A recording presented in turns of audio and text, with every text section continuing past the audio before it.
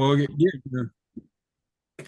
All right. Well, thanks everyone for attending this evening again. This is webinar number 2 for 2024. And as Lance and I were thinking about what classes or what topics might be of interest, I think shrubs was something that had come up earlier in a survey as a possible topic. And it's certainly one that we haven't done anything near like this yet. So hopefully this will be useful as I put this together.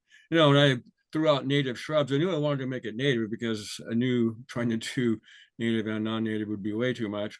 As it turns out, there are a lot of native shrubs in Iowa, actually a few more than what I even thought, because I hadn't really gone through the checklist of Iowa plants and really looked at it very close. It turns out, if you look at that table, which is sort of a pretty thorough listing, I think, of everything that would be considered a shrub in Iowa. We'll talk a little bit more about that, but there's 96 species in that table.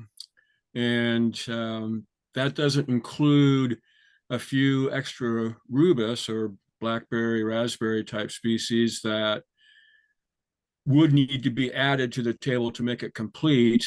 Eilers and Rosa, our checklist of Iowa plants, which is sort of our what we have to go with, that only has 7 species of rubus in it. And when Mark Wertelechner did his monumental work on Iowa rubus, he discovered we have 28 species. So there's a lot more. I just put 5 of the most common ones in the table because I knew we weren't going to be looking at all of them. And as it turns out, we're not going to get a chance to look at any of them tonight. So I got 29 species included in the webinar here as species we'll look at, try to get mostly, the more common ones, but I guess this is sort of maybe native shrubs part 1. Maybe there'll be a part 2 next spring or something. I guess we'll see, but we're not going to even come close to touching on all of the native shrubs. With that, let's take a look and see what a shrub is. So a shrub is a type of growth form. So a growth form is a strategy that plants have, of course, for coping with the environment, and it's a part of their life history strategy, of course. It's a part of their niche. It's how they cope with the environment. In woody plants, we can identify these 3 types of woody plant growth forms: the shrub, liana, and tree. Now, all those definitions down below the photographs there are all different definitions of what a shrub is. It turns out, there's some variability in how these woody growth forms, especially shrubs and trees, are identified. And you can see, they all kind of hit on the same kind of thing. We're talking about a woody plant that's basically not too tall. It doesn't get too tall. Again, we're talking about what its mature height is. So this is the plant as it reaches its mature height. So at its mature height, less than 5 meters in the first definition there. The other ones don't really have too much. I guess D has a 5 meter maximum height. So again, something that's limited on height. It has therefore more slender trunks. The stems are not going to be as wide. The diameter is going to be as large because it's not as tall. And generally, there's the idea that there's a good likelihood of multiple stems, many shoots or many stems arising from the same root system, so that a shrub, the individual shrub, again, is multi-stem.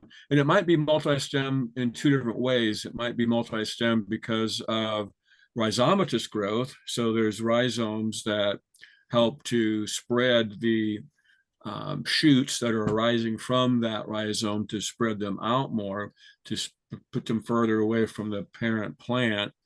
Or it's just, short rhizomes, very, very short rhizomes, or else there's really no rhizomes at all. And there's just multiple stems coming from the caudex, or the root system that's below ground. That's the source of the shoot system. And those would be more a clump then. That would be more of a clump type of a shrub. And I try to indicate which of those two types of multi-stemness a particular species has in that table. So we have an example of a typical shrub there with Symphoreocarpus, there, the western snowberry, wolfberry on the left. That's what we're going to be focused on, of course. The other two growth forms, the lianas, which is exemplified by the American bittersweet there, and of course, wild grape or moonseed and greenbrier. There's lots of other types of liana species. We won't be talking about those. And of course, we won't be talking about trees. But I put in a picture of a basswood because I want to make it clear that that multi-stemmed aspect of distinguishing between a shrub and a tree is, well, the whole definition is somewhat gray, of course. There can be trees that have multi-stems like that basswood right there, but we're not going to call that a shrub, of course. By and large, most trees are more solitary in terms of the numbers of trunks that they have, but it kind of depends upon what's happened to them in the past and if they've been cut, for example. Or again, there are some species of trees that naturally produce more than one stem. Another way of thinking about shrub, I just want to make sure you're clear about this, because I use the term shrub really in two different ways. So we're going to be talking about shrubs in terms of their growth form. Again, that's sort of their evolutionary strategy, if you will, again, in terms of how to best cope in the environment. Another way of using the idea of a shrub or apply the aspect of a shrub is I do this a lot in all of my work when I'm especially working in forest ecosystems, of course, is to just simply use shrub as a size or an age class. When I want to try to get a handle on the age structure or size structure of a population, then I keep track of the different time, the numbers of different individuals, or at least the presence of individuals in different age classes. And I use shrub as an age class that represents any woody stem that's between 0.5 and 2 meters in height. It's just simply referring to a particular time in that individual's life when it's of that age or of that size. And of course, any woody plant that, at least if it has its mature maximum height of more than half a meter, any woody plant is going to grow into and through this particular age class. So obviously you can have all kinds of different trees that might be recorded as being in the shrub age class or size class, but we don't confuse that. Their growth form is a tree, their age or size class is shrub. Now, if you need help with identifying shrubs and vines and trees, woody plants in general, here's two books that I've used quite a bit in preparing this presentation tonight. The Shrubs and Vines of Iowa by Peter van der Linden and Don Farrar, came out in 2016. It's got keys in it, quite a few photographs. It's a pretty good, quick, and condensed, I would say, summary of the Shrubs and Vines of Iowa. It's sort of the companion book, of course, to the other book that both Peter and Don did earlier, which I think is actually in its third edition, the Trees of Iowa. So these are the books you'd want to get a hold of if you want some help.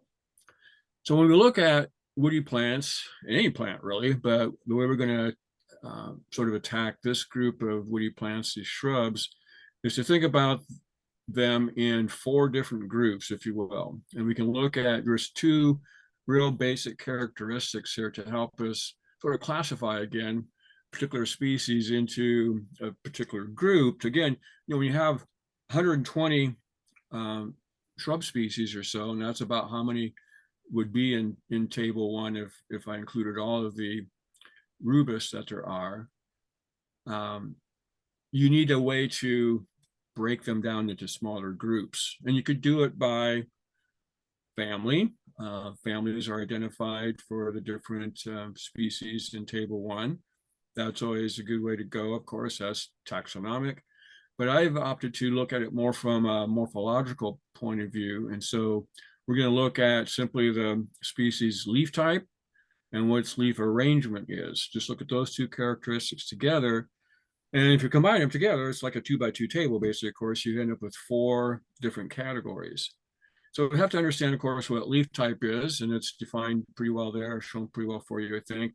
Leaf type is describing the kind of leaf. Sometimes some people use leaf complexity as another way of describing that. Basically, it's whether the leaf you're looking at, the species you are looking at, has simple leaves or compound leaves.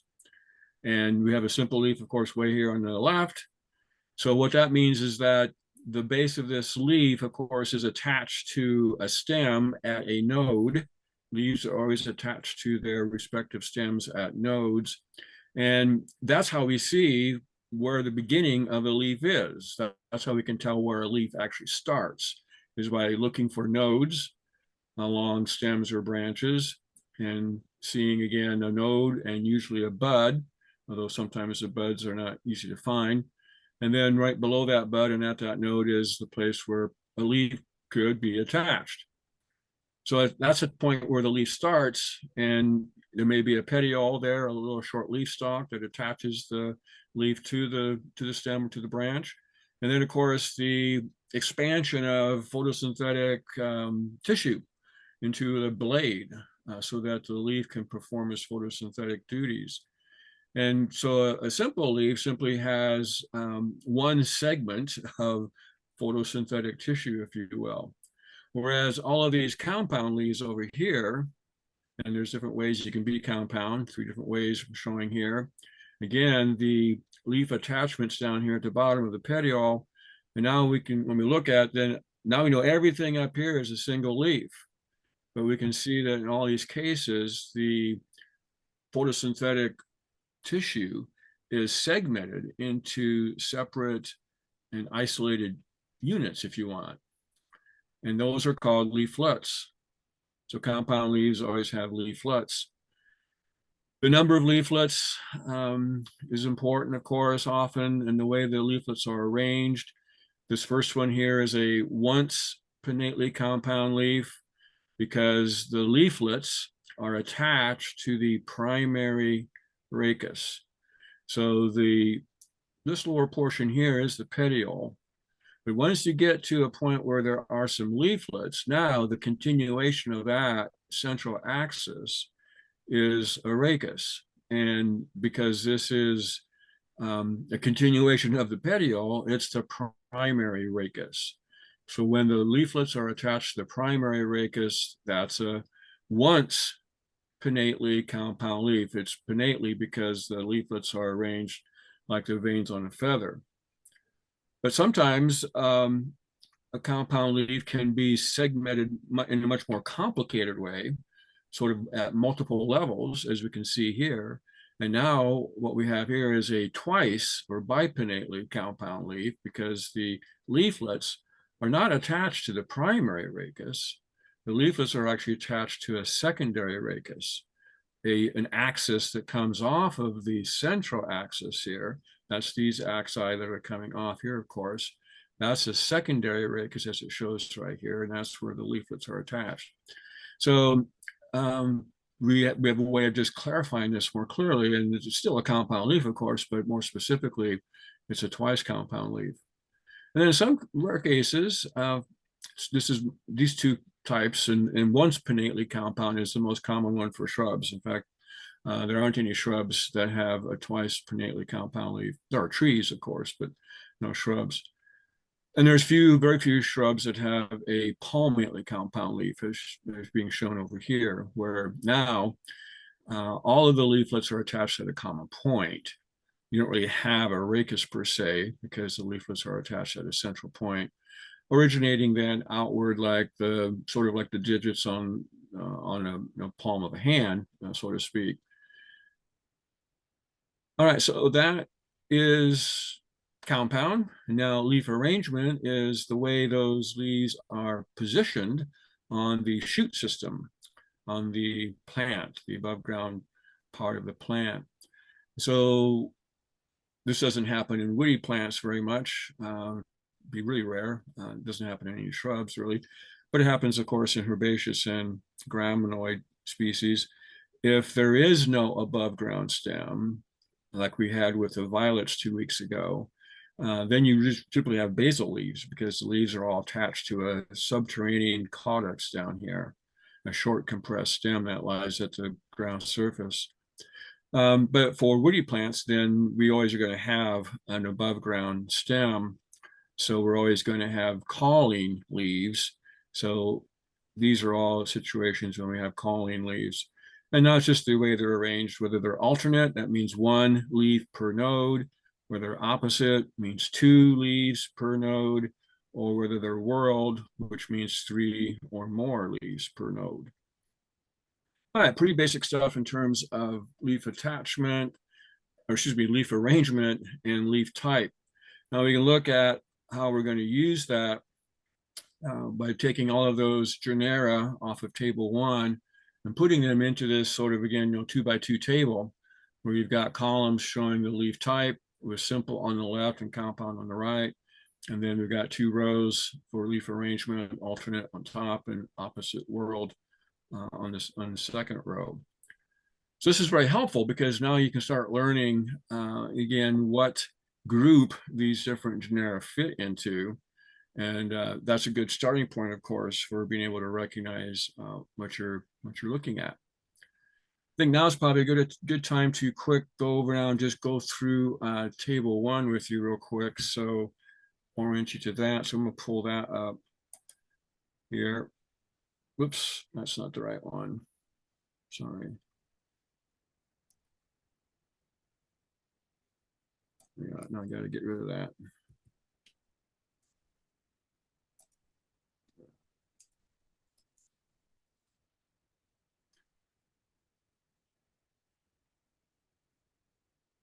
I can't get the part that closes it. Let's see.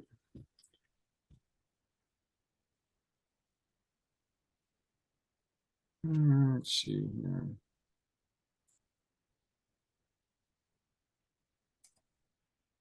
Nope, don't do that.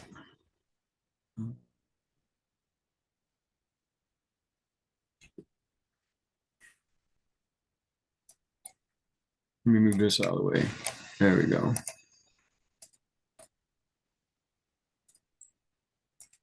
There, all right.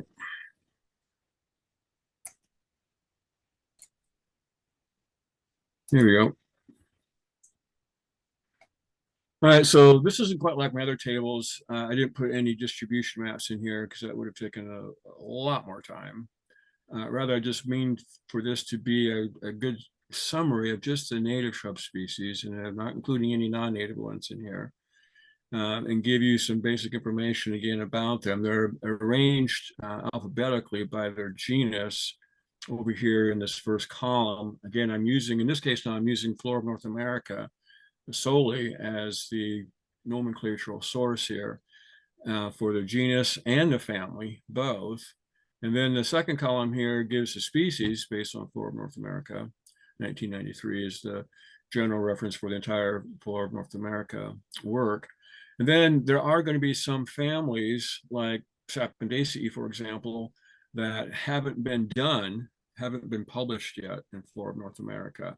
I know that Acer is going to be in Sapondaceae. I can see that, but I don't know for sure because it's not out yet, and I can't say for sure whether Acer spicatum is going to be the same name in Flora of North America as it currently is now in Eilers and Russa. So what you see here is anything that's Eilers and Russa is in blue font, and that's going to be the case whenever there's a family here that has an asterisk by it. Because these families with an asterisk are, again, families that have not yet been published for Flora of North America. Then in some cases, if the Flora of North America has a new way of interpreting the species that was not, again, is different from Eilers and Russa, that's shown here, for example, here with speckled alder. In Eilers and Russa, it's known as Alnus rugosa, but now in Flora of North America, it's Alnus incana.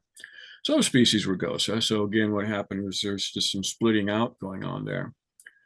Then again, I put in here growth form. Obviously, these are all shrubs, but again, there's gray area. Certainly, there's gray area between shrubs and trees because there's often species that you could call it a shrub or maybe a small tree, depending upon where you make your line. Just to separate shrubs from trees.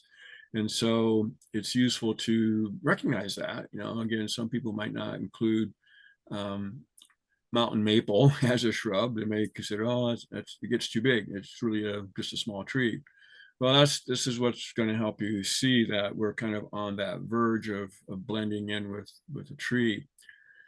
And then also, again, whether it's solitary or colonial, whether there's just a single stem. Very few shrubs have just a single stem.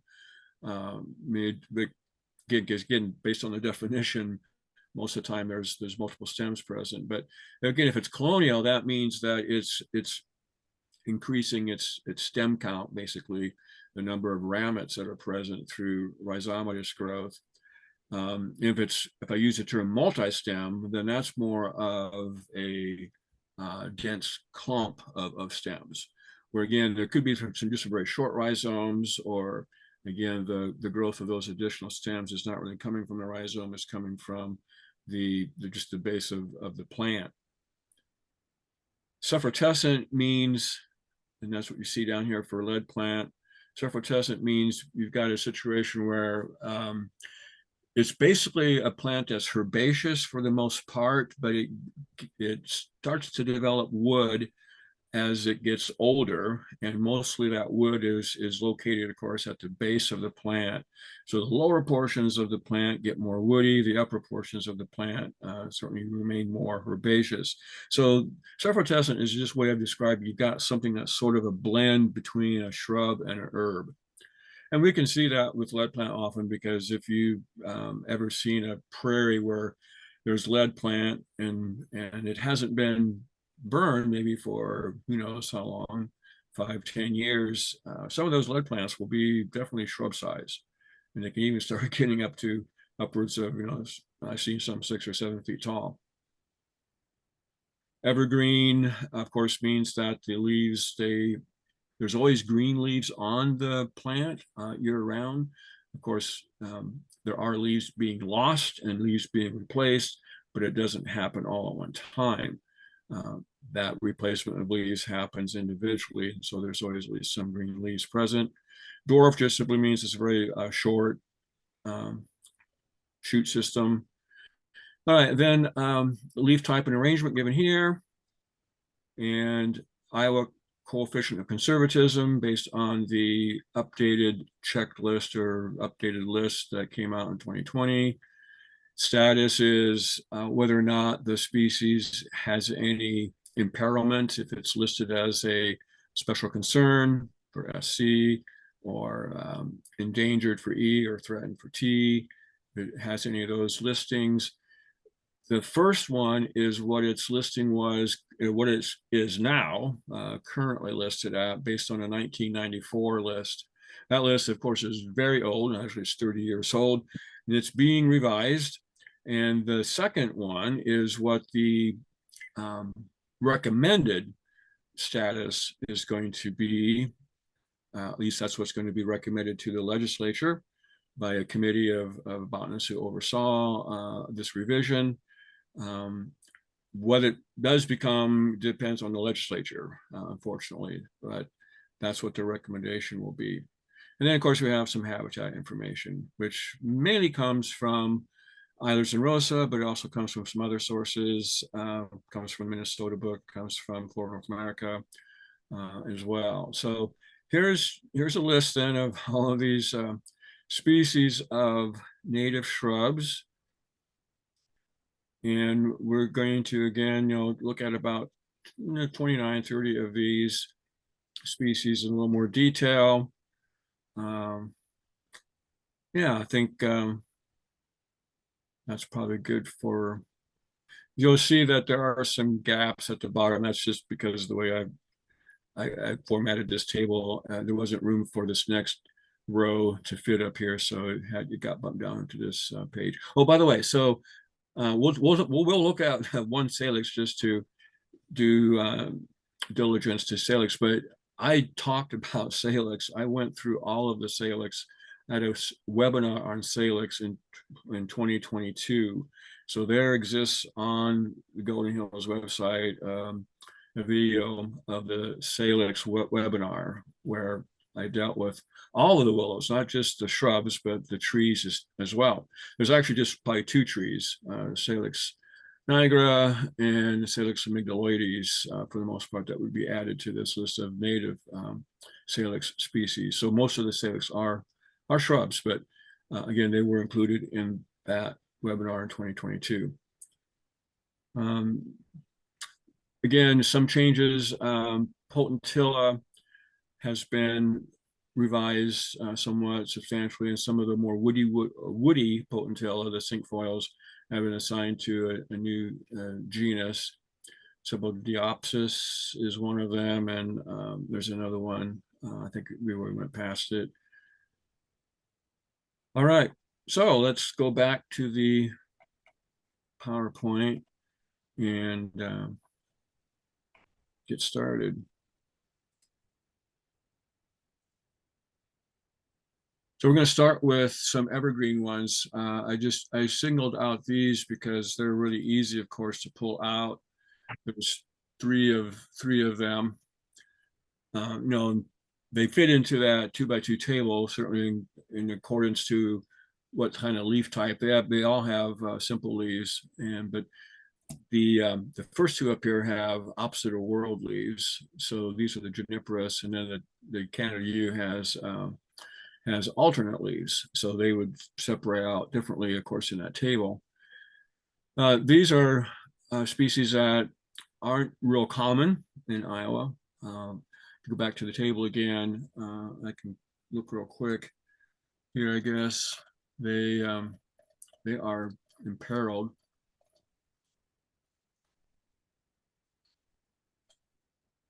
Yeah, at least horizontalis, the creeping juniper is. It's an endangered species. Common juniper is not, and taxus is not, but this one in the middle is. So how do we deal with these? It's pretty straightforward, and I don't really have any keys. This one I'm doing without any keys. We're just going to kind of look at some pictures, look at it from the standpoint of just some gestalt, look at some of the key diagnostic features that you need to have in mind when you are trying to figure out which of these species you're dealing with. And for common juniper, we know that junipers, of course, have these evergreen leaves, but in common juniper, again, they're going to be whorled. They're going to be 3 leaves at a node, and they're very needle-like. So they are very narrow and linear, another way of saying that, but they're linear and they're somewhat pointed at the end. So they are somewhat like a needle. That's enough really to identify a common juniper and separate it from horizontal or creeping juniper, and also, of course, from eastern red cedar. Eastern red cedar would come out kind of with creeping juniper here, and having the leaves opposite and having them mostly scale-like. And you can see on some of these pictures here, of course, there's quite a bit of difference in the way these leaves look.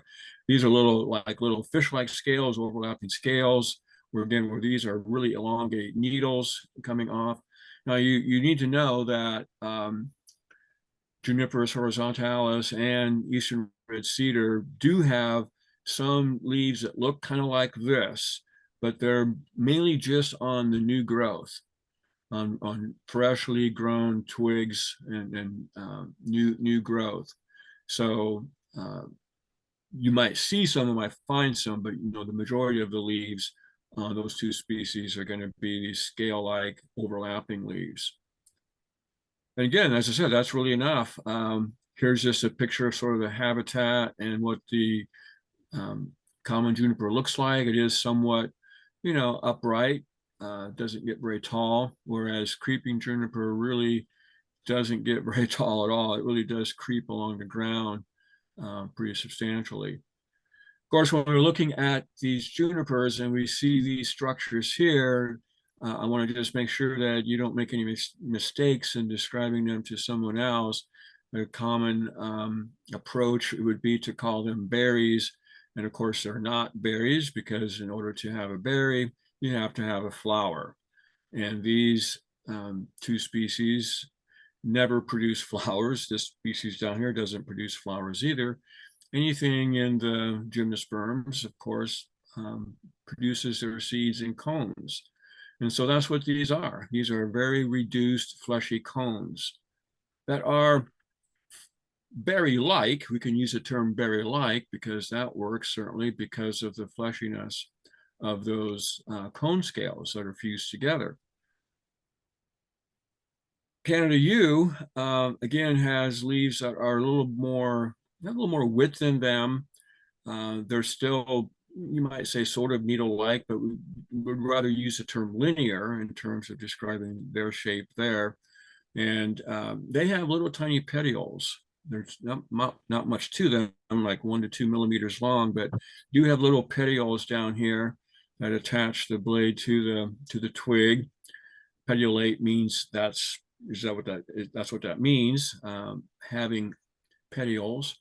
And another thing is that the tips of these linear leaves are mucronate. I can say that, mucronate, which means they have a short little, like sharp point to the end. A little mucro, which is again a sharp little point. Now that's useful because if you wanted to make sure you could separate Canada yew from the firs, for example, if there was a chance that there was some young fir growing that was in the shrub age class. See, that's the thing, a lot of these trees, of course, go through a shrub age class, and so they can be the size of shrubs, but yet they're a tree, of course. That's what their growth form is. So you have to be able to recognize how to separate trees that are in the shrub age class from actual shrubs. And two species that look something similar like this, eastern hemlock and any of the firs, would have needles that are, or leaves, I should say, that are similar to these. But firs have a rounded tip to their linear leaves, or even somewhat notched. And so that makes them different from these leaves that have a sharp little point on the end. And then the thing with eastern hemlock is that the petiole is attached to a short little peg. There's a little bump, if you will, or a little short peg-like structure that comes off of the twig, and the petiole is actually attached to that. So when the leaf does fall off, the leaf and the petiole fall away, of course, because the petiole is a part of the leaf, but that little peg stays present. That's also true with spruces.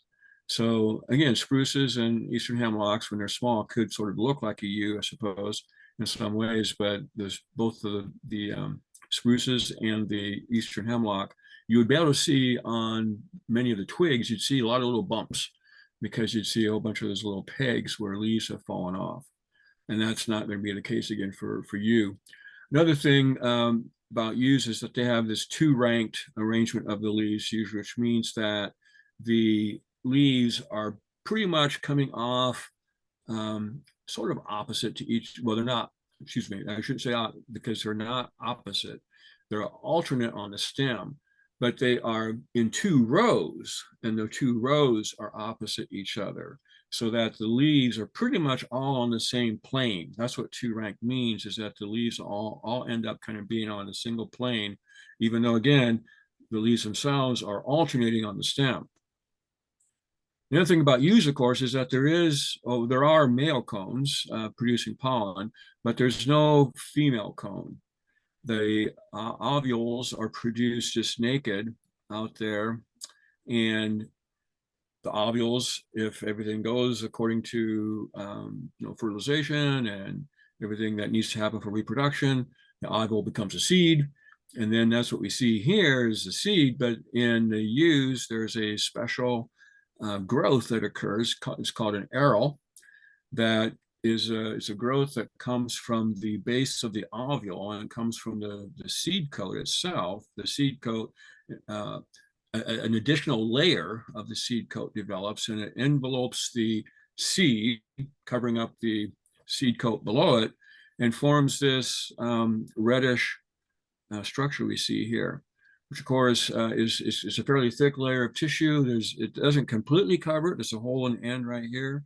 That's one thing that differentiates an arrow from other things that provide this nourishment. So the arrow is a source of nutritious tissue that attracts animals to consume it, and then of course spread the seed, which is down inside there. There is a seed, of course, down in, underneath all of that. Next, we are going to take a look at some of the leaves simple and alternate. And the first one here is speckled alder. Again, so what are you looking for here? Well, the things that tell you it's an alder, certainly for sure, are going to be the catkins. These are the catkins here. There's female catkins and male catkins. And of course, a catkin is a type of inflorescence. It's a special type of arrangement of flowers in which the flowers are all unisexual. So that's why there's female catkins and males. And so the flowers are unisexual. They don't have a corolla, so they're what's called imperfect. There's no corolla. They're very reduced, and they're really packed in very closely together in sort of like a very condensed spike.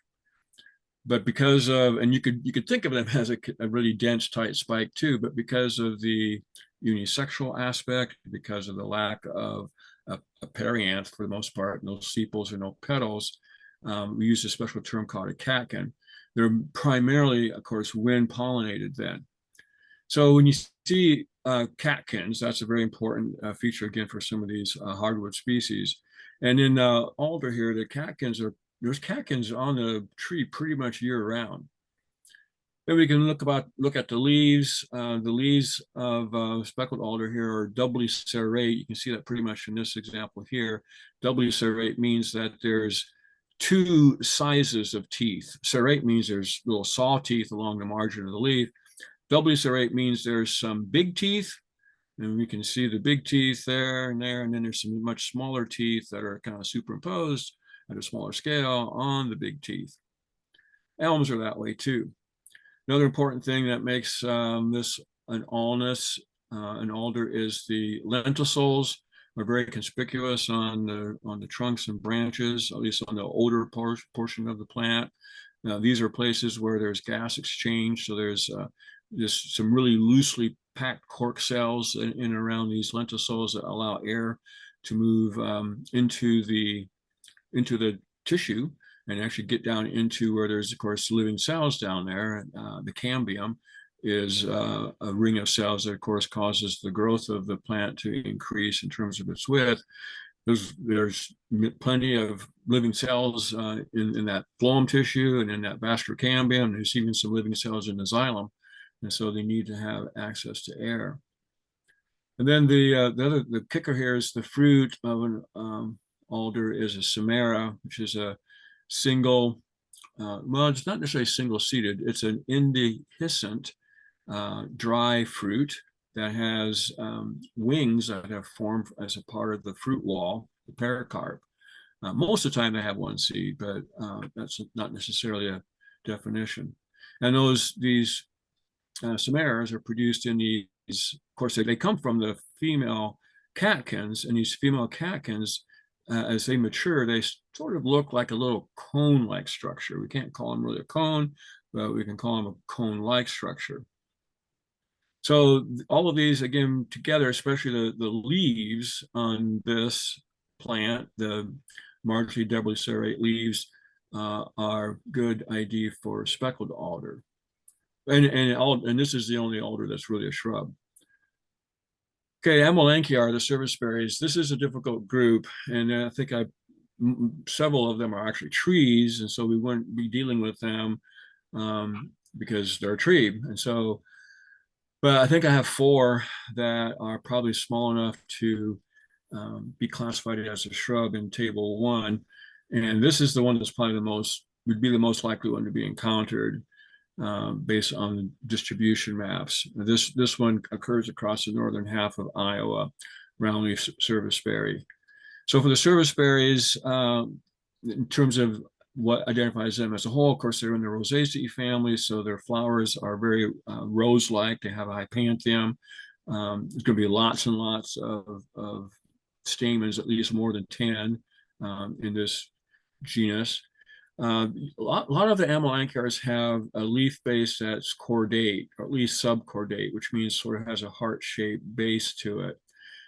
That's pretty common on many of the species. The leaf margins are always got some kind of serrations, at least, are never going to be an entire. The bark on the serviceberries are usually pretty smooth, like you see in this picture here. Petals are not fused, petals are fairly large. For sanguinea, then some things that are important are the number of teeth per side, less than 27 teeth per side of leaf. Also, and this would require, of course, the flowers, and you probably will need flowers for this. Again, the Amelanchiers are pretty easy to identify to the genus, but they can be pretty hard to figure out which species you got. But one thing that's really characteristic about this particular species is the ovary that's densely hairy. So you would have to have the flowers. You have to get in there and look for it, of course, and find it. But a very densely hairy ovary, especially at the top, would sort of cinch this one. And it's also non-rhizomatous, so it's not going to be forming clones or colonies. Then our third one here is bog birch, or Betula puma, and it's going to again have catkins like the Alnus. This one, I think, it's pretty easy to identify as a bog birch because of the pretty unique leaves. These are pretty short little leaves, 2 to 4 centimeters long. So, we're talking about from a little under an inch to a little over an inch. And they have these bases that are cuneate, pretty clearly cuneate. What that means is wedge shaped. The base of the leaf looks like a wedge. You're always going to have some very conspicuous teeth as well. The serrations are pretty easy to see, pretty conspicuous. This little thing is saying that there's some glands associated with the teeth, and also the lower surface of the leaf, which we can't really see here because it's not big enough, but the lower surface of the leaf also has some glands. And you see these little glands as little bumps. They might be resinous, they might be a little bit sticky, but usually you can tell if you're looking at a gland because there's a little bit of a bump or something a little bit different color there, a dot, if you will. All right, what's next? We're going to continue with some simple alternate leaves. Now we're looking at New Jersey tea and redroot, the two Ceanothus species that, of course, occur on our prairies. These two are pretty easy to tell apart, very easy to tell apart when they're in flower or fruit. You can sort of get a good hunch at which one you've got if you just got vegetative plants, because of the difference in the leaves. And that's kind of shown here with the leaf length to width ratio. Now, it's better to use the length to width ratio when you're looking at leaf shape, basically, rather than just leaf width by itself or leaf length by itself, because obviously the width can vary quite a bit. The width for Ceanothus americanus, New Jersey tea, varies from 25 to 45 millimeters wide, and that just depends upon kind of where the leaf is. If it's a younger, newer leaf, or if it's an older leaf that's further down. And so the age of the leaf, of course, has something to do with the leaf size and what its width is. But the proportion is what's important here. And so the length to width ratio gives us that proportion. You don't have to worry about the variation in width or the variation in length. And so you just simply, measure both of these, the length of the blade and the width of the blade. And in most cases, it is the blade we're talking about, and you don't include the petiole in the length. And you just get both of those measurements and calculate what the ratio is. And as you see, there's a pretty distinct difference between these two. The upper end for New Jersey tea is just 2.1, whereas the lower end for redwood is 2.7. Those aren't that close.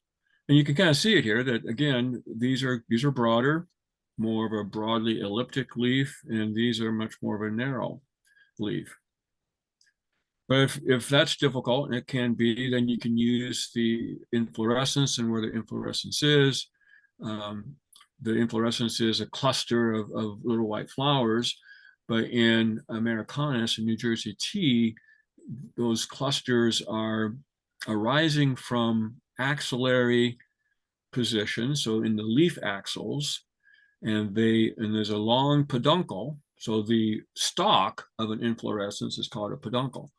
And so these are leafless peduncles then that arise in the leaf axils and then terminate with this cluster of white flowers. And generally, at least several of the inflorescences are going to be arising in the leaf axils like this and have this naked or leafless peduncle. On redwood, the inflorescences are more terminal. There's still a cluster of small white flowers, but they terminate the end of leafy branches. So you will see leaves underneath these on the sort of the supporting axis, if you will, because it's a branch actually, and branches have leaves on them. The inflorescences come off the tips of those branches, and you can still see that, of course, when the plants are in fruit too, because the fruits will show you exactly where the flowers are. So that's usually pretty good to separate those two species. Then we have hazelnut at the bottom here. Hazelnut has lots of things that are useful for helping to identify it, both in flower, fruit, or even just vegetatively. It will have catkins. You can see a catkin right here. Now it just has male catkins. The female flowers are not really in anything that looks like a catkin. Here's the female flower right here. I suppose you could call that a really short, suppressed sort of catkin, but I don't think that's usually the terminology it's used. But the male flowers are definitely in a catkin-like structure.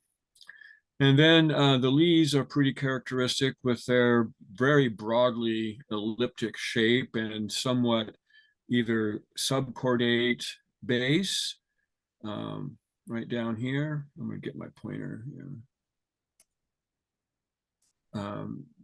Somewhat cordate or just rounded base, but again, fairly broad. They have somewhat of a irregular tooth margin. There's a little bit of a doubly serrate leaf margin here again, because you can look at some of these as bigger teeth and then some of these other ones in between as smaller teeth. But what really is important is all of the stipitate glandular aspects going on with the petiole, and even with some of the younger twigs. These are the first year twigs, by the way. The older twigs are not going to have these glands, but the first year twigs, the twigs that are being produced that first year, are going to also have these stipitate glands. So stipitate means it's a little short hair, or a little short stalk with a gland, or a kind of a swollen spherical structure at the top of that hair. And you can see it pretty easily. There's the hairs in here, also hairs without glands, but then there's also some hairs that have the glands. And that's pretty good feature on the petioles, and again on the first year twigs.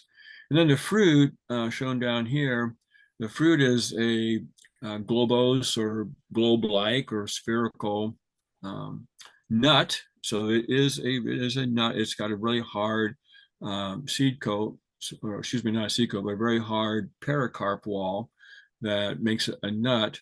And that nut sits inside an involucre. So involucre is a term we use for bracts that subtend flowers. And a lot of times there can be multiple bracts. In this case, there's a couple of them, and these bracts are very leaf-like, so they're called foliaceous bracts. And these foliaceous bracts sort of hide the fruit or the nut. The nut sits down inside of those bracts, and eventually becomes more exposed when it's time for the nuts to fall off. So quite a few things there for hazelnut. Now we're going to look at some of the dogwoods, still with simple and alternate. So one of the things that you could confuse dogwood with, of course, would be maybe honeysuckles. But this one you're not going to confuse with honeysuckles, because again, we're talking about simple and alternate leaves. And although most dogwoods have simple opposite leaves, there's one that doesn't. And so this dogwood has to be sort of outside the rest of its friends and cousins. Cornus alternifolia is unlike all of the other dogwoods in that it does not have opposite leaves, which again, those that have opposite leaves, would be somewhat similar to what a honeysuckle looks like then, because they have opposite simple leaves too. But you can really easily tell if something is a dogwood or not by simply doing the test for the little white threads that connect the major veins. When you tear the leaf ever so gently and carefully, you take the blade and crease it and then start pulling it apart like they have done here. And maybe you'd have to blow this up on your PDF or something to see it, but there's little white threads that are running from one side to the other side of this gap. Again, and they're connecting the veins, basically. Those little threads are just basically some liquid latex that is present in those veins from the phloem tissue. And that latex just kind of makes it kind of stringy and sticky, and it somewhat solidifies a little bit when it gets exposed to air. So that's a really easy, quick look thing you can test to just if you're not quite sure if you got a dogwood or not. The other thing is, most dogwoods have pretty distinctive venation patterns. We call it arcuate. Arcuate means it's kind of what you see here. These veins, these lateral veins come out, of course, and they're lateral veins, so they go towards the margin of the leaf. But as they get closer to the margin of the leaf, they kind of start curving and following the margin of the leaf a little ways before they actually end. So it's just that curving, kind of following the edge of the leaf. We can see it better on some of the other dogwoods that will come up a little bit later in the group that have opposite leaves.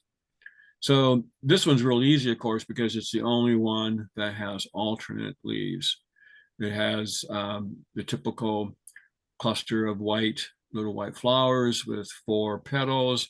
The fruits of dogwoods are drupes, and a drupe is a type of fruit that not the same thing as a cherry, basically. So cherries are drupes. Drupes have these little things inside them that we call pits, a cherry pit or the peach pit or the plum pit. And it's actually inside the pit. That's where the actual seed is. All of the other stuff on the outside here is tissue that's designed to attract something to eat it, of course. So the color of the drupes can be somewhat important in some species, and these are dark blue. They kind of really contrast with the reddish stalks of the inflorescence. All right, now just some other simple and alternate shrubs. These are examples of species that are monotypic for the genus.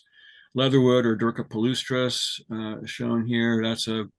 It's another pretty easy to identify shrub once you learn it. Here's a nice example of what the leaf looks like. It's got completely entire margins. So no teeth whatsoever there. Again, it's got this very broadly elliptic shape, as you can see here. Another thing that's really important, though, is the buds, which are really hidden. You're not going to see the bud in the usual place that is in the leaf axil, as you do in most species, most shrubs, or most trees. Rather, the bud is hidden down by the petiole. And so the leaf actually has to be removed, if you will, taken off, so that in order to expose the actual bud here. The twigs are very, very flexible in leatherwood. You can take a twig and tie it in a knot, and then the twigs don't snap or break. Very flexible in that way. The flowers you can see here are in little clusters. They have let's see, tubular, sort of a tubular perianth there, as you can see. They consist of, they do have what's called a hypanthium. And this family has hypanthium. Hypanthiums are what roses have. Other families have it too. But when you think of hypanthium, you should think of, okay, so the hypanthium is something that forms from the fusion of the sepals and the petals and the filaments of the stamen.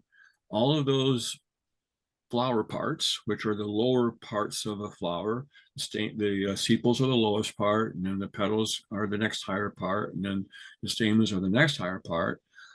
All of the lower portions of those things essentially fuse into a little cup-like structure. If you've looked at roses, looked at an apple flower or something, you can see, it's really easy to see that.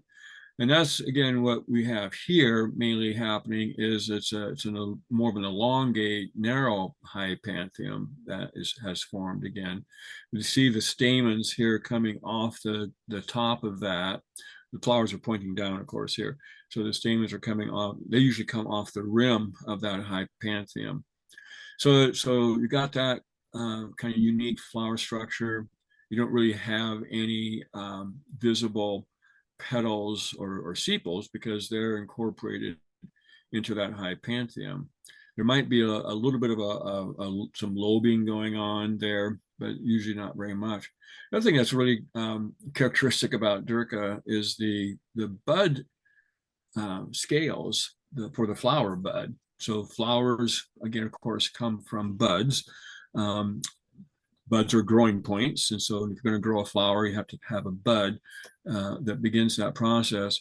And so the bud scales that surround the bud that is going to develop into a flower, you can see, we can see in this picture right here, there's some hairiness right in through here. We're looking at the inside of it, which is green here, but on the outside of it, it's very hairy. You almost describe it as furry. Very, very characteristic there. And then these are the fruits over here. It's a let's see, I think they call these drupes as well.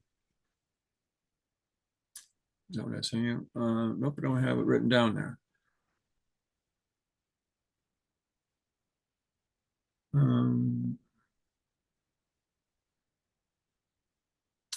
Well, I'm not sure what type of fruit that actually is, I guess. Could be a capsule too, I suppose. And then finally, the last one down here is ninebark, Lysocarpus, opalifolius. This one is pretty distinctive in several ways. So the leaves, first of all, have usually at least a little bit of a hint of sort of a three-lobed kind of shape to them. It kind of depends upon how vigorous the shoots are. The more vigorous and healthy the shoots, the more deeply lobed the leaves tend to be.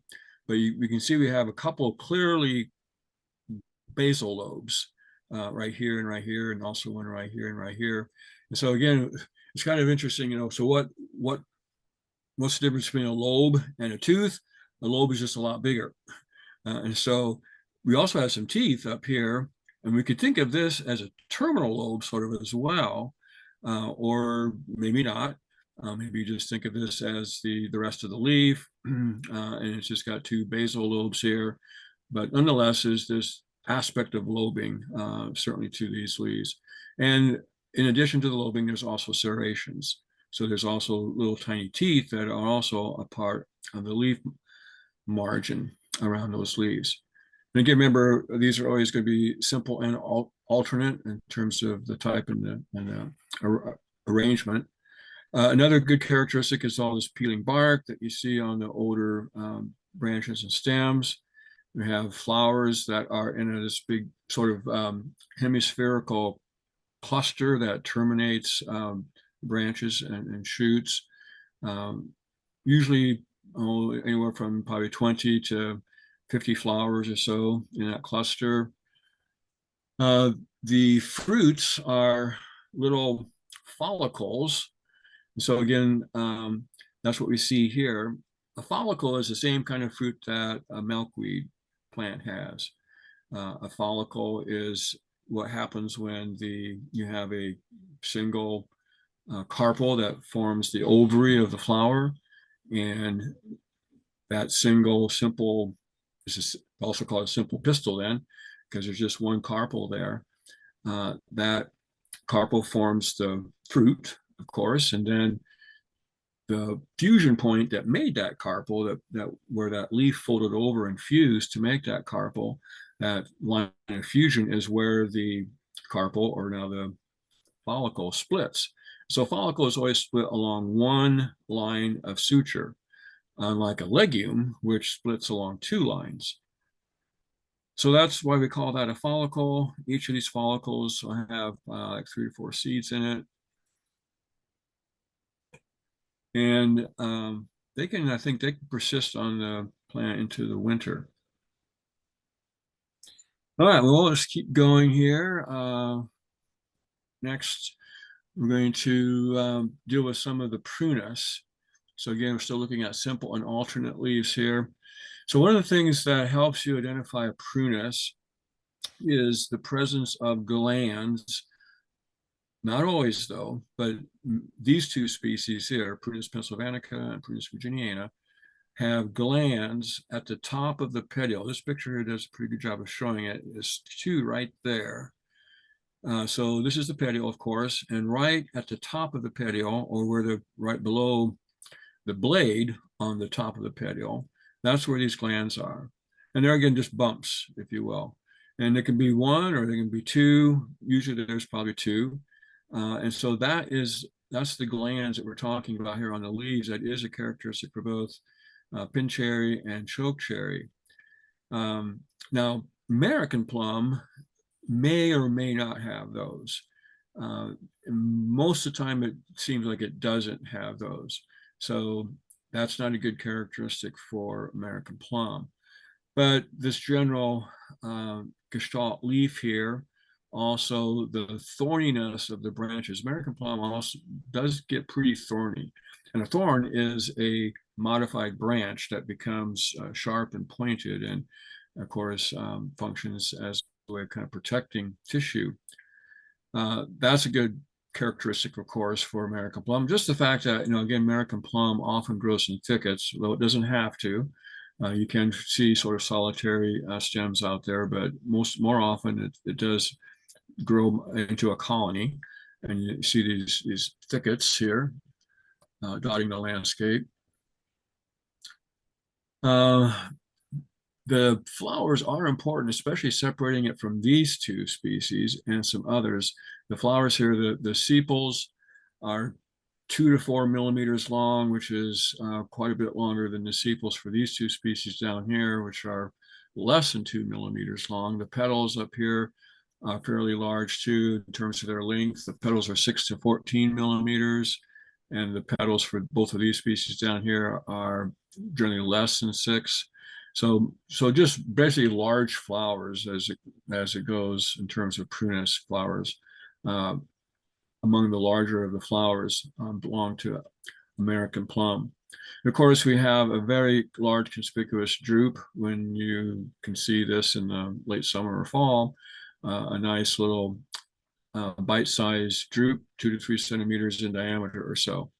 And of course, that's a droop that's going to be quite a bit different again, and that's what we call it, a plum. than the drupes that we see down here for the cherries, which of course are smaller drupes and what we call those cherries.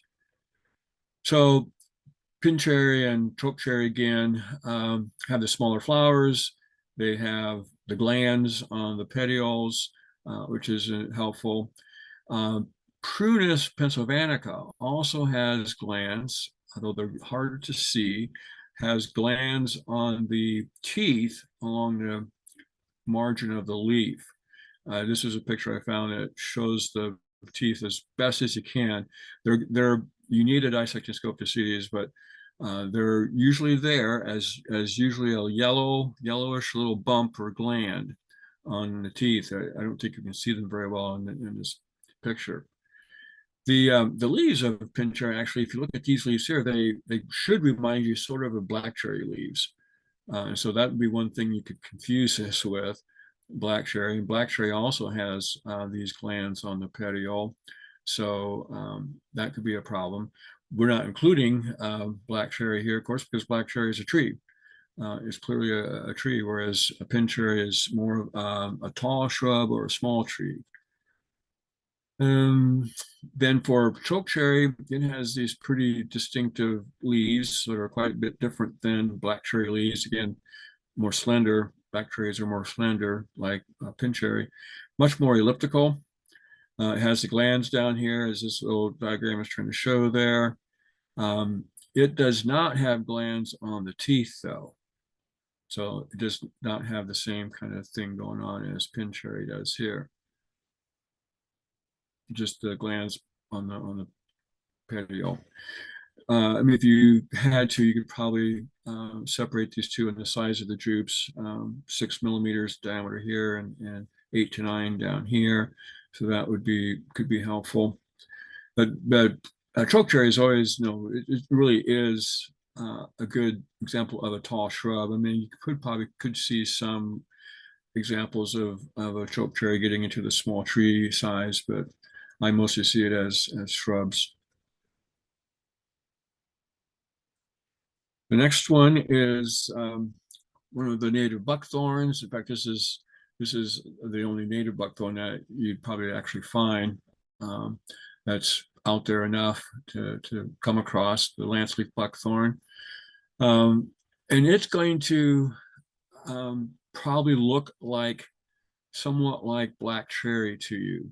The leaves on lance-leaf buckthorn do bear a pretty strong resemblance to black cherry leaves, but these leaves do not have glands on the petiole like prunus does, and so you could easily vegetatively make that distinction.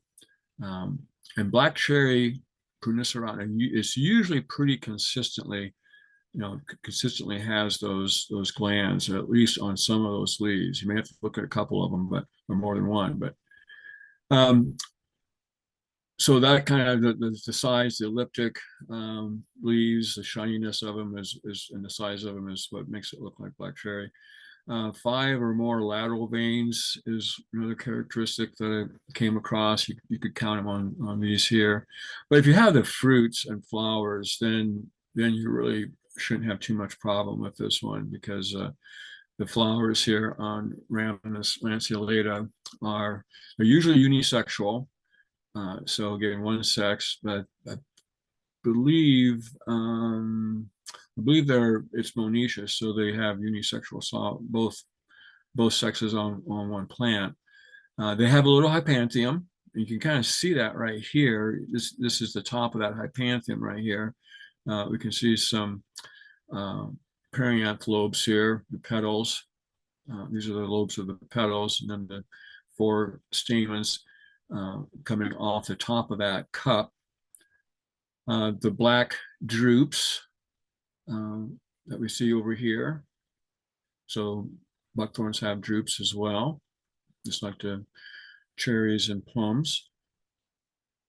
All right, that's lance-leaf buckthorn. I just again included one willow, the most common willow shrub that you're ever going to run into. Of course, if you had to go find a willow shrub, this would be the easiest to find, I guess, is one way of putting it. Of course, is sandbar willow. which is very distinctive in having very, very long, narrow leaves. The length to width ratio at a minimum is 8, but can be as high as 25. And here we have an example of one that's probably close to 20 or something like that, at least. That's the typical sandbar willow leaf. Remember, willows have catkins as well. I didn't throw the male catkin on here, but here's a female catkin. Actually, now the female catkin producing capsules, producing fruits, these little capsules here. And remember that salix are dioecious, so they have separate sexes on each individual. That an individual is either male or female. So the unisexual flowers only occur on one individual. The capsules have little seeds in them, and the seeds are comose. That means that they've got a tuft of hairs. That, of course, helps in wind dispersal. But if you're anywhere in a riparian environment, on sandbars, mud bars, that, of course, is where you're going to see this willow. Then the last one on this slide is meadowsweet Spirea alba, a wetland species. So here's what the leaves look like, 3 to 7 centimeters long, very elliptic, somewhat even oblanceolate. So that means that they're more narrow at the base and wider out towards the tip, like this one. This is pretty elliptic right here because it tapers about the same amount both directions. This one here looks like it's more of an oblanceolate leaf. So it's more lance shaped, but the broader part is out towards the tip. So that's pretty good characteristic. The flowers, white flowers, of course, they sometimes have this pink tinge to the corollas. You can see with this photo here. Also the leaves are very clearly serrate. I forgot to mention that. Very, very serrate. So nice sawtooth leaves. The flowers again, 5 meris, so the 5 petals. Again, it's in the rose family. So a typical sort of rose flower has a hypanthium. The hypanthium is usually sort of cup shaped or bell shaped, and it has lots and lots of stamens, 30 to 50 stamens. The fruits are little follicles again that we just finished talking about, a cluster of them. Again, rise from the separate carpels that are the female part of these flowers. All right, moving along to still looking at some, and we're not going to be able to hit very many of the other groups, unfortunately, but still, this is the last slide for simple and alternate. I thought it'd be good to take a quick look at the gooseberries because they can be pretty easy if you've got flowers and fruits, but if you don't, the 2 most common gooseberries, certainly upland environments at least, are Missouri gooseberry and prickly gooseberry, Missouriense and Cyanobacti. And they are going to be pretty much identical. The typical gooseberry leaf here, which I'm showing again for both species here, that somewhat lobed, sort of maple-like leaf, lots of large, coarse teeth also on those lobes. Both of them have lots and lots of prickles on the stem, but they also have spines associated with the nodes. So just again, to understand this, a prickle is a sharp pointy thing that comes from a hair. It's a hair that becomes modified and becomes much more rigid and pointed, and can function then as something that would be protective. And again, because hairs just come from the epidermis, and they can come from anywhere then on the surface of a stem or the surface of a leaf or anywhere there's an epidermis, you can have all kinds of prickles coming off the epidermis of a stem. Spines, on the other hand, are modified leaves. And so they have to arise from something that was a part of a leaf. And what happens on the gooseberries here is that the stipules, which are part of a leaf, form these spines. So lots of, and you can see a spine right here on prickly gooseberry. Both of these have inflorescences that just have a few flowers that usually hang downwards, as opposed to the wild black currant down here that has inflorescence that's packed with lots and lots of flowers. So these are very few flowered. I think you know, two or three at the most. And so these are similar in that way, but you can see the difference here. Of course, I've got some great pictures to show you here. Is that the ovary is glabrous here and prickly here. And this is the ovary. So these have an inferior ovary with a hypanthium that sits on top of it. That's what this part is here. But the ovary is this bulge right below the hypanthium. And this is where since this is where the ovary is, this is where the fruit's going to be, right? So the ovary becomes the fruit. And so the fruit, which is this berry, is also prickly in Cyanobasti, or not, it's glabrous in Missouriense. So all you have to do is just have a flower or fruit to be able to tell which of these you've got. Lacking flowers or fruits, you cannot really tell which of these you've got. Ribes americanum is wild black currant. It's more a member of wetland areas, and again you can see all that in the table. So how is this going to be separated out from these two? Well, these are upland, this is more in a wetland, but one thing right away is the stem is glabrous. You don't have prickles on this stem, you don't have any spines. The leaves have these yellow, well, the leaves look similar here in terms of, you know, the typical ribes leaf shape, but the underside and the top side, both the underside and top side have some yellow glands. So just basically yellow dots. Again, you might need a hand lens certainly to see that. The multiple flowers, as I said, in the inflorescence, as opposed to just two or three up here. There's many here, probably at least upwards of 10. And then these berries are also glabrous. So these berries would look a little bit like this one here. This one will turn black eventually, but you'd have, of course, you have this big difference in the leaves. So you can always separate Americanum from Missouriense on the basis of these glands. And also the number of berries, really, again, too. You can have a lot of berries in a group here, whereas just a few berries up here. All right, now we're going to look at some other groups. This is simple and opposite. So here's where the other dogwoods are. 3 common dogwoods here. We kind of already talked about, of course, the thread right here that I'm showing again to help you identify a dogwood. The 2 most common upland dogwoods are roughleaf dogwood and gray dogwood. And they're going to be very similar in many ways, shown here with, again, the flowers are going to be similar. The fruits are going to be the same color. So you can't really use those. What you have to have is a good leaf, and you have to look at the leaf really closely. Usually a hand lens is enough. I like to just collect the leaf and take it home and look at it under a scope, because that's going to tell you which of the 2 it is. In roughleaf dogwood, you're going to have hairs that are very dense, and this is a leaf that's bent over. You're looking at the surface of the leaf right along here, and you can see the hairs are spreading. There's hairs that are going upwards. They're somewhat curved, but they're curving upward. So the hairs are sticking up off the surface of the, especially the bottom side. This is where it's more hairy on the bottom side of the leaf. Now on gray dogwood, and here again, we're mainly talking about the abaxial hairs. Abaxial means bottom side of the leaf.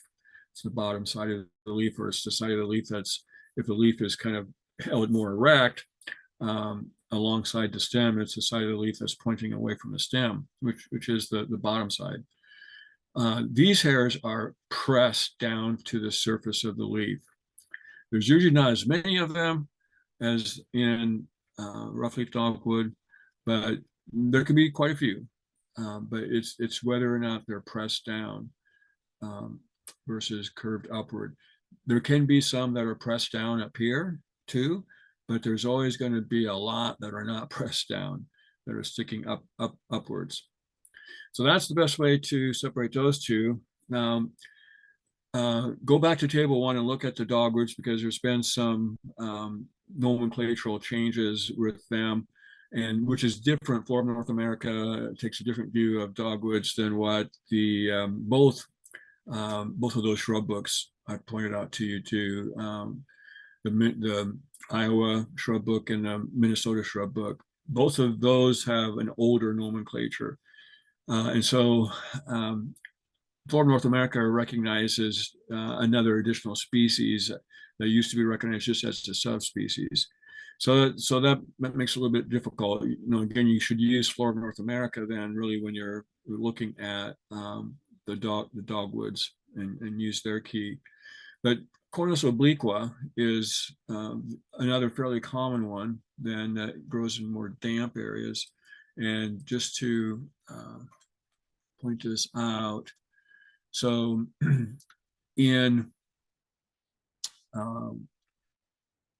Don Farrar and Peter Vanderlinden's shrub book, that's going to be Cornus amomum, subspecies obliqua, is a synonym now for this one. There's also another one that's called now Cornus amomum, silky dogwood.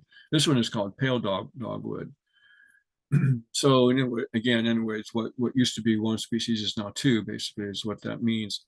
But this one here has the same kind of thing going on as gray dogwood, with the abaxial surface hairs being oppressed.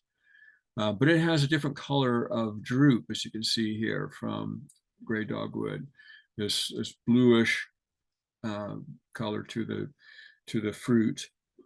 Now, it's important to realize that fruits that are in the sun can get a little bleached out, and so they can have a little bit of whiteness in them. So just be aware of that. But the real important kicker here is shown right here by looking at taking a decent sized branch, twig, and slicing it and looking at the pith, this brown pith right here, right down the center of the stem. That's where the pith is. So that's pretty easily done. All right, we got just a couple more slides, I think, here. Getting down to our last 5 minutes or so. A couple more dogwoods. Round leaf dogwood rugosa is a very distinctive one. You've got these basic, almost completely orbicular leaves, and again, so it's going to be opposite like most dogwoods. Simple leaves, but 6 to 9 lateral veins, and the veins are very conspicuous, and they really show that arcuate description of the veins coming out and then kind of curving along the edge, like you can see here. So that's the kicker right there. Basically, you can identify this species just on the basis of its leaves. It has a typical dogwood flowers again with 4 petals, and it has sort of a pale bluish droop if you need that. The other dogwood is red osier dogwood, which is now Cornus sericea.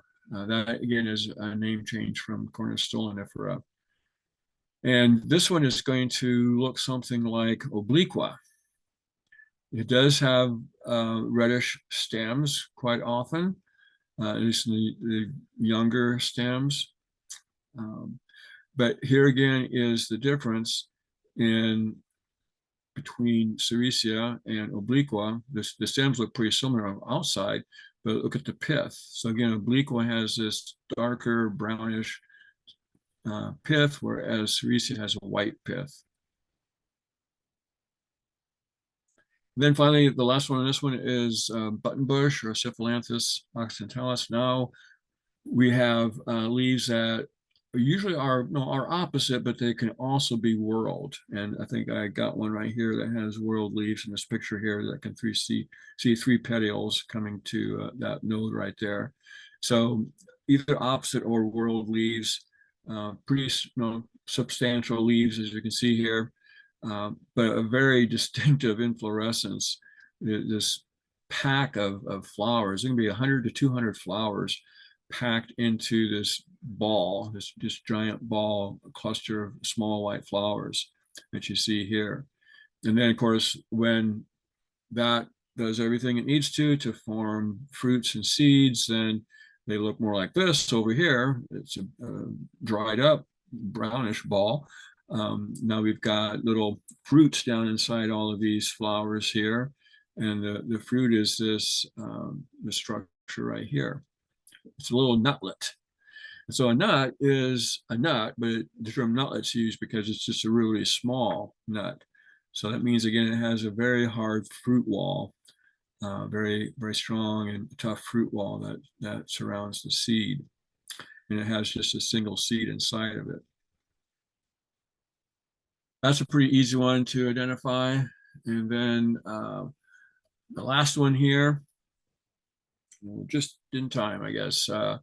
Yeah, this is the only one that has compound leaves. I ran out of time for the others, but this one's got the compound and alternate leaves. Just a couple of species here.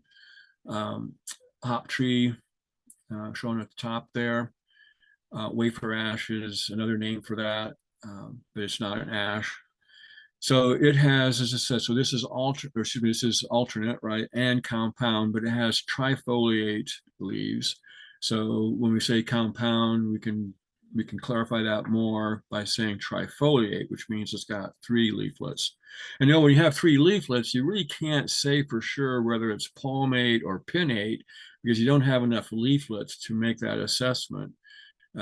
Where, if this did have 2 more leaflets, where would they go? Well, we don't know because it doesn't have them. So that's using trifoliate is just a good way then to avoid having to do that. So these trifoliate leaves, unisexual flowers, as you can see here, the leaves are finely serrate. It has a samara here. Again, a samara is a one-seeded. No, again, can be multiple seeded, but this one is one-seeded. One-seeded indehiscent dry fruit that has a wing that comes out from the fruit wall. These are the male flowers right here. They're unisexual, as I said. And so these are the male flowers.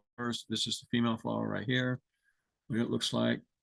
And then our last one is prickly ash, which has once pinnately compound leaves that are all alternate. And as we can see here, so that will be one of your first important clues, of course, is once pinnately alternate leaves. But then another very important characteristic for prickly ash, it's very easy, is it's got stipular spines at the nodes. So again, stipular spines always means there's going to be 2 spines. The spines are going to be paired because stipules are paired. And there's a spine that forms from each one of them. Again, this is a node, so there's the stipular spines, and since this is a node where there's again leaf parts, because stipules are part of a leaf, you also have a bud, and so this is a flower bud that has formed the male flowers. Prickly ash also has unisexual flowers, and I believe it tends to be dioecious, so on separate plants. These are male flowers. These are the female flowers here. And then it forms very, very conspicuous fruits. I've read these are described as pods. So pod is a type of a fruit that usually does not open up on its own. It's indehiscent. This one, I think, just has a single seed inside of it. That's what these black things are that are coming out as the pod splits open. How it splits open isn't of concern like it is with a follicle or a legume. That's it. And that's all we have time for. So we're good. We got through 29 species there. So hopefully the pictures and the diagnostic stuff will help you. Oops. Close that. Okay, we had a question towards the beginning. Someone asked, is a node recognized because it is a swelling? So Yes, how do you know it's a yes, node? that's a good way to recognize the node. Often it is a swelling. partly because of the way the things that kind of have to happen with the xylem and phloem tissue there. And in some species, I didn't make a note of it. I can't remember which one now for sure, but the nodes are really swollen, very conspicuously. But just in general, that is true, especially in the Caryophyllaceae, the pink family. Those are herbaceous plants, but they have a very swollen node. That's one of the characteristics for that family. But yeah, you're right. And then I think you mentioned this at the beginning, but all the ones that you covered tonight are native to Iowa, right? Yes, these are all native to Iowa. Yep. The non-native, So let's some of them have non-native, I suppose, have non-native relatives, obviously, in the same genus. Viburnum does, for example. We didn't get to them. There's some viburnums that are non-native. There's, and some of those might be talked about in the last one, I suppose, when we talk about some differences between non-native and native lookalike species. But for the most part, most of what we have on that, I'm looking back at the 2x2 table with all of the genera into their 4 different groups. Not very many of those are represented by non-native species. So most of the non-native shrubs are different genera. Rosa is one, of course, as we know, Rosa multiflora, but we didn't get to them either. That's why I thought maybe we'll have to have a native shrub part 2. yeah, There's just a lot of them, and as you can tell, doing more than 30 is you can't do more than 25 or 30 in one evening. So yeah. We do have a couple more questions. So someone asked if you have tips on distinguishing native versus non-native buckthorn. yeah, so the only one you'd really have to worry about probably again is the one we looked at, lance leaf. There's another one, Rhamnus alnifolia, I believe, which I didn't include in the table, I guess. I don't think it's in there. Let's see, I'm pretty sure I didn't include it. I think there was some question whether that one's actually in Iowa or not, but oh no, I did. So in table 1, there's also Rhamnus alnifolia, alderleaf buckthorn.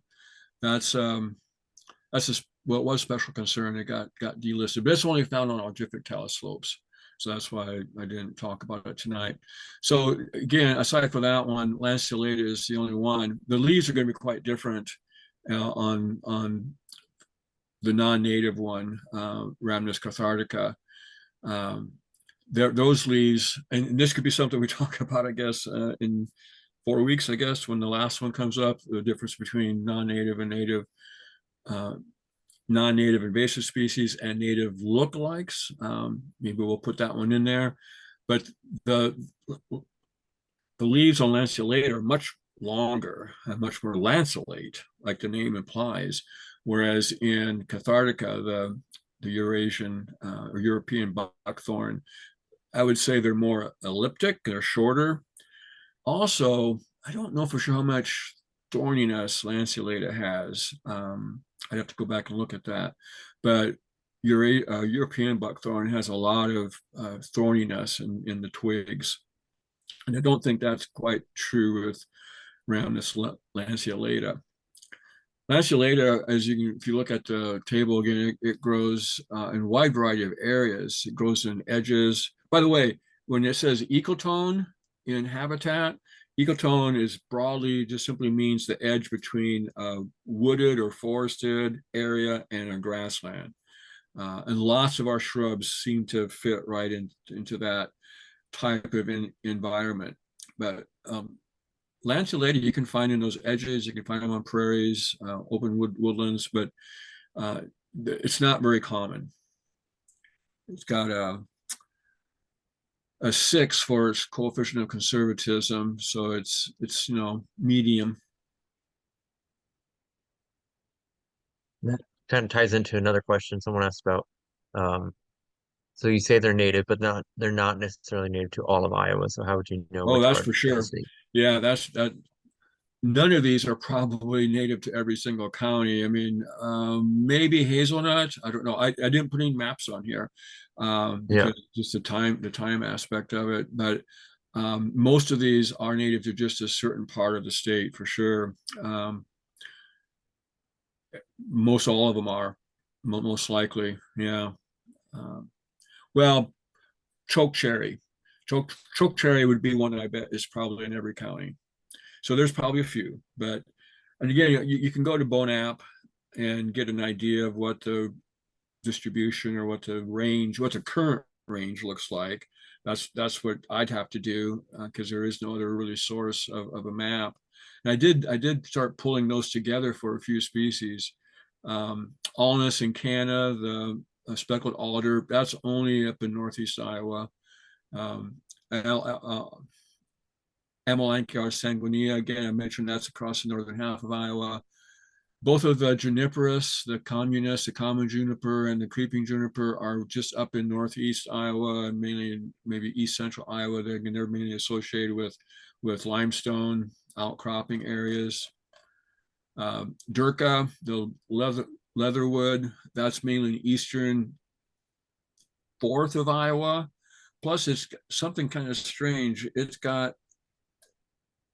clearly like the from northeast down to east central Iowa, no more than about 3 counties away from the Mississippi River. But then there's a string of counties coming up from Missouri that supposedly have specimens in on the west side of the Des Moines River, but not really along the river, further west. That's suspicious. That's because it's a species that likes pretty high quality forest. And so that's one of the problems with Bonap is that it's not always clear where they're getting their information. And I know that sometimes they get information and they use it to make their maps that's not accurate. Okay, then the last question is, do Amelanchier hybridize? Yes, Amelanchier do, like many other things in the rose family. And that anytime that happens, that can be a problem. That's one of the problems with that group is it makes it a little bit harder to understand what you're seeing. Yep. That's something that plants can do fairly easily, much more easily than animals can, obviously because of the much more open reproductive process that plants utilize. You know, moving pollen from one plant to another, either in the air or by an insect. It just allows for more potential mistakes to happen. All right. Well, that's all the questions we got. All right. Well, thanks everybody for joining tonight. In 2 weeks, we're going to take a look at the wild rise, I believe, Elemus. And there's a lot of new stuff happening there. It used to be like 6 Elemus, but now there's like 12. And so it's not quite so easy. When you think you're seeing Virginia wild rye, which used to be pretty common for me, oh yeah, that's what that is. Now that's not quite so simple. So that's why I thought wild rye would be a good one to talk about. They've gotten a little bit more challenging. All right. Have a good All evening right. and Thanks, Tom. Thanks, see you in everybody. 2 weeks. See Bye. you later.